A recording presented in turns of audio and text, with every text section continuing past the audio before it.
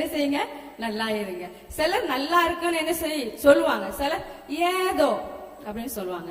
கர்த்தர் நன்றா இருக்கும்படி நம்மை ஆசீர்வதித்து வருகிறார். ஹல்லேலூயா. பக்கத்துல உள்ளவங்களை பார்த்து கேளுங்க, நீங்க நல்லா இருக்கிறீங்களா? சும்மா கேளுங்க, நல்லா இருக்கிறீங்களா? நல்லா நம்ம இருக்கணும். அதுதான் கர்த்தர் விரும்புகிறார். தேவ பிள்ளைகளாகிய நம்ம மற்ற ஜனங்களை பார்க்கணும், எப்படி இருக்கணும்? நல்லா இருக்கணும். நன்றாக இருக்கும்படி நாம் மாத்திரமல்ல, நம்முடைய பிள்ளைகளும் பிள்ளைகளுடைய பிள்ளைகளும் நன்றா இருக்கும்படி கர்த்தர் ஆசீர்வதிக்கிறார். ஹல்லேலூயா. இந்த இடத்துல அதான் சொல்ல, நன்றா இருக்கும்படி நான் உனக்கு கற்பிக்கிற இந்த எல்லா வார்த்தைகளையும் நீ கவனித்து கேள். அப்ப நன்றா இருக்கணும்னா அவர் நமக்கு கற்பிக்கிற வார்த்தைகளை என்ன செய்யணும்? கவனித்து கேட்க வேண்டும். முதலாவது நம்ம யாருடைய வார்த்தையை கேட்கணும்?